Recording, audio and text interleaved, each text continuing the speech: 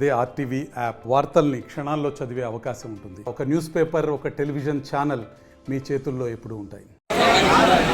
ఒక సీనియర్ నాయకులు, ఒక నీతికి నిజాయితీకి కట్టుబడినటువంటి నిబద్ధత కలవాల్సినటువంటి కాంగ్రెస్ వారి మాజీ శాసనసభ్యులు ఇటీవలే రాష్ట్ర ప్రభుత్వం చేత, ముఖ్యమంత్రి గారు మంత్రివర్గం చేత రాష్ట్ర ఫారెస్ట్ డెవలప్మెంట్ కార్పొరేషన్ చైర్మన్గా నియమించబడి ఈరోజు భద్రాచలం విచ్చేసిన సందర్భంగా మీరు పెద్ద ఎత్తున ఇవాళ స్వాగతం పలికి పెద్ద ర్యాలీ కూడా చేయడం జరిగింది. ఇది వారిని గౌరవించుకున్నటువంటి పరిస్థితి.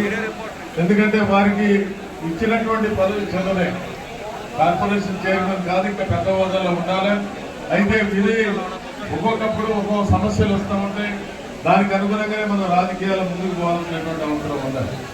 ఇచ్చినటువంటి గవర్నమెంట్ అనేక సమస్యలు పరిష్కరించడం కోసం మరి ఆయన జిల్లా పార్టీ అధ్యక్షుడిగా కూడా ఉన్నారు. కొత్తగూడెం జిల్లాలో ఇంకా నాయకులకు, కార్యకర్తలకు మంచి అవకాశాలు వచ్చే విధంగా రాష్ట్ర నాయకత్వంతో మాట్లాడి కార్యక్రమాలు చేసుకోవాలి. దాంతోపాటు భద్రాచలంలో వారి శాసనసభ్యుడిగా మొన్నటి వరకు చేశారు. ఇప్పుడు వెంకట్రావు గారు శాసనసభ్యుడైనా ఆయన కూడా కాంగ్రెస్ పార్టీలోకి వచ్చినటువంటి పరిస్థితులు.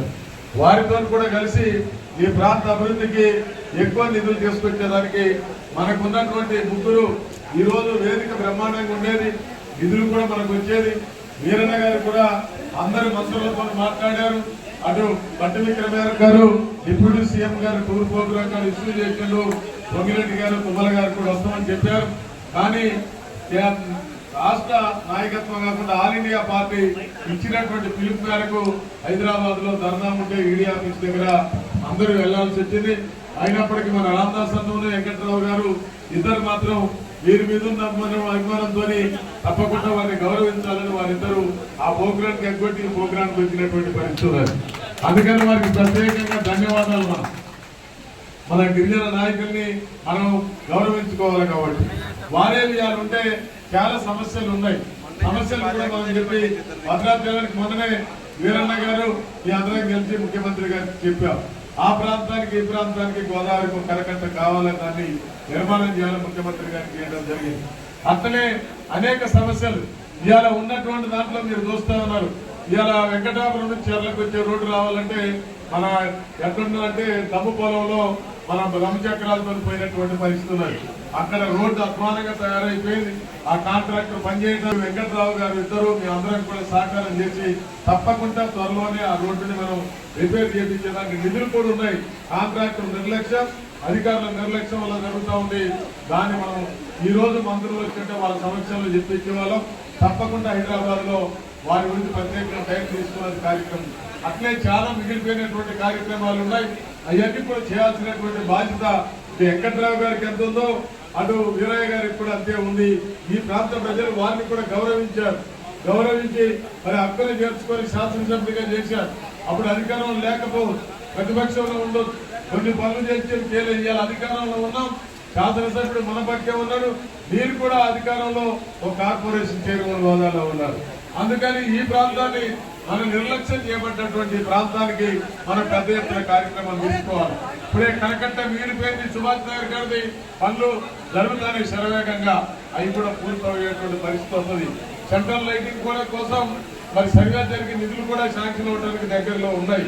ఇంకా చేయాల్సినటువంటి పనులు చాలా ఉన్నటువంటి ఉన్నాయి. అవన్నీ కూడా ఇక్కడ చేసేదానికి తప్పకుండా ఇద్దరు మరి జోడెట్లాగా ఇక్కడ ముందుకు తీసుకుపోవాలి అభివృద్ధి కార్యక్రమాలు. మనందరం కూడా మీరు ఇచ్చినటువంటి ఆధార విమానానికి నేను చాలా ముగ్గురున్నైనా. అంతేకాకుండా వీరందరూ కూడా ఎంతో కష్టపడి, ఎంతో శ్రమకోర్చి మరి 3 గంటలు ఇక్కడ ఉండి మరి ఏది మన గోదావరి బిడ్డ నుండి మన ఎక్కడికి మన చర్ల అంచనాలైనటువంటి కేంద్ర ఫంక్షన్లకు రావడం మీ అందరికీ కూడా శిరస్సు వచ్చి నమస్కరిస్తూ అదేవిధంగా పాత్రికేయ మిత్రులను కూడా ప్రత్యేకంగా ధన్యవాదాలు కూడా తెలియజేస్తున్నాం. ముఖ్యంగా మనం అందరం ఈ నియోజకవర్గ అభివృద్ధికి మన రాష్ట్రంలో గవర్నమెంట్ ఉంది. పెద్దలు చెప్పారు, మన బాలపల్లి లక్ష్మీనారాయణ గారు వారికి కూడా సంపూర్ణమైన అవగాహన ఉంది. జిల్లా మీద ఉంది, మన నియోజకవర్గం మీద ఉంది, ఖమ్మం జిల్లా మీద ఉంది, రాష్ట్రం మీద కూడా వారికి అవగాహన ఉంది. మనం అందరం కలిసి మన నియోజకవర్గ అభివృద్ధికి మంచి చేసుకునేటందుకు పెద్దలు చెప్పారు, తమ్ముడు రామదాస్ నాయక్ గారు చెప్పారు, మన మంత్రులు ఉన్నారు, పెద్దలు మన బట్టి విక్రమార్క గారు, పెద్దలు పొంగులేటి శ్రీనివాసరెడ్డి గారు, పెద్దలు మన నాగేశ్వరరావు గారు, తుమ్మల నాగేశ్వరరావు గారు. మరి వీళ్ళందరూ మనకు ఉండడం మనకు కూడా చాలా అదృష్టంగా కూడా చెప్పవచ్చు. ఎందుకు అని అంటే వాళ్ళందరికీ కూడా ఈ జిల్లా మీద సంపూర్ణమైన అవగాహన ఉంది. మన నియోజకవర్గం గురించి కూడా అందరికీ తెలుసు. మనం ఏ రకంగా భద్రాచలం నష్టపోయినామో, ఏ రకంగానైతే బైపర్ విషయంలో మనందరం నష్టపడ్డామో, అలాంటివన్నింటి దాని మీద కూడా అందరికీ సరైనటువంటి అవగాహన ఉన్నటువంటి వ్యక్తులు ఈరోజు ఉండడం మనం చాలా గర్వంగా చెప్పుకోవచ్చు.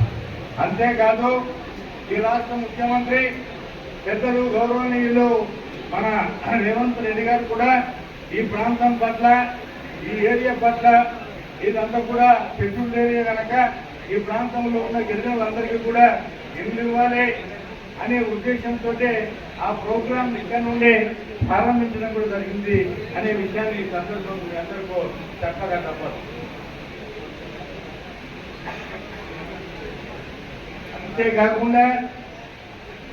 అంతేకాకుండా మనం అందరం బాగా ఆలోచించాలి.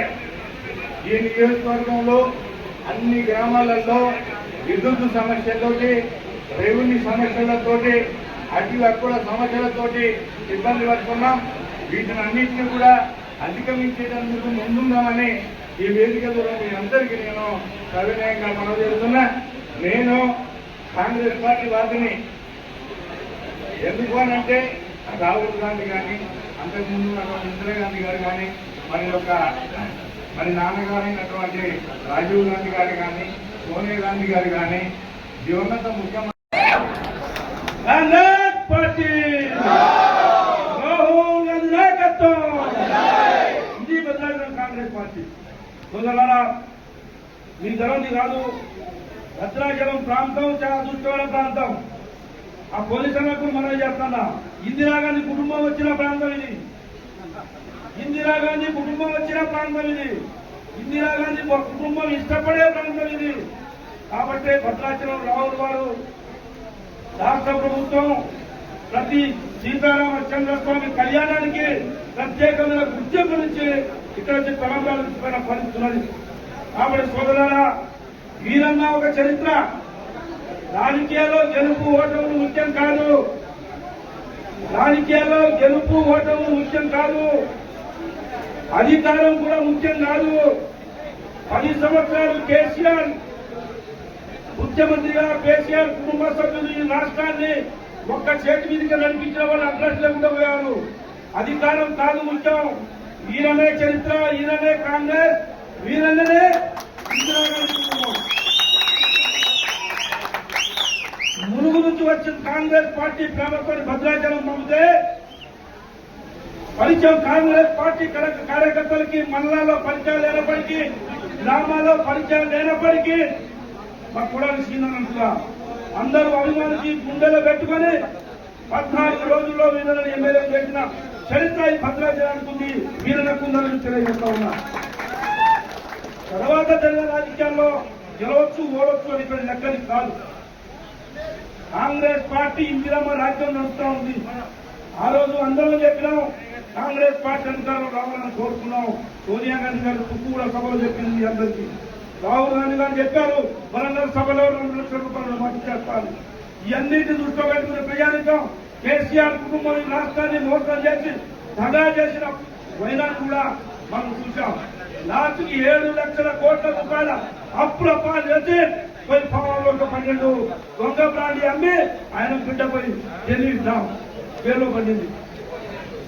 ఇటువంటి పరిస్థితుల నుంచి కాంగ్రెస్ పార్టీ కాపాడటంలో, ఇటువంటి పరిస్థితి కాంగ్రెస్ పార్టీ అధికారంలో చేయడంలో 4 నియోజకవర్గాలు సుజాత్ చంద్రశేఖర్ వారి నాయకత్వంలో ఈ జిల్లాలో గెలిచిందని చెప్తున్నారు. కాబట్టి ఈయన ఏ రోజు కాంగ్రెస్ పార్టీకి ఇక్కడ దిక్కు ఈ జిల్లాకి ఏ రోజు కూడా కాంగ్రెస్ పార్టీ పెద్ద దిక్కు మీతో పాటు మేము ఉన్నాం. నీ పదవి ముఖ్యం కాదు, నీ పోరాటం ముఖ్యం, నీ చరిత్ర ముఖ్యం, నువ్వు ఈ జిల్లాకు ముఖ్యం అని మనం చెప్తా ఉన్నాం.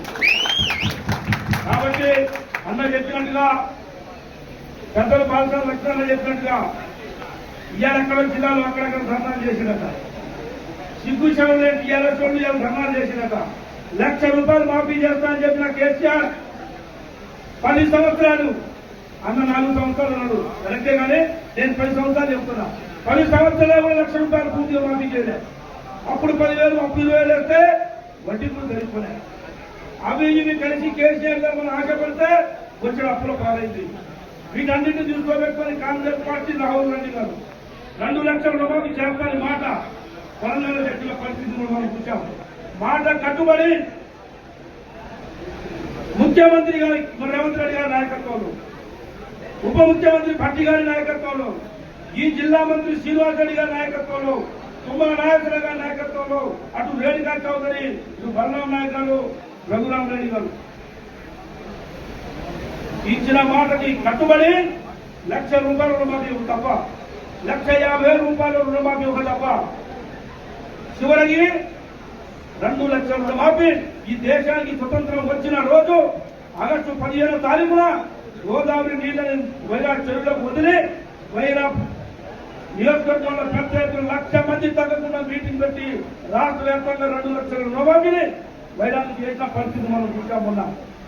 ఇవన్నీ కనపడితే వాళ్ళకి వచ్చిన వాహన ఏదైతే 2 లక్షలు పైబడిన వాళ్ళకి, ఏదైతే ఏం చేయాలో పట్టా లేని వాళ్ళకి, ఏదైతే ఏం చేయాలో మన ఆధార్ కార్డు తప్పబడ్డ వాళ్ళకి, 2 లక్షల కంటే పైబడ్డ వాళ్ళందరికీ కూడా అందరికి రుణమాఫీ వస్తుంది అన్న చెప్పినట్టుగా మన మండపాటి నాయకత్వం, ప్రెసిడెంట్, మన గ్రామశాఖ, కాంగ్రెస్ పార్టీ అందరూ కూడా ఎక్కడ కూడా టీఆర్ఎస్ అవకాశం ఇవ్వకుండా మీరు దాంట్లో కూడా ₹1,00,000 10 సంవత్సరాలు ఆగు అని చెప్పేసి మనమే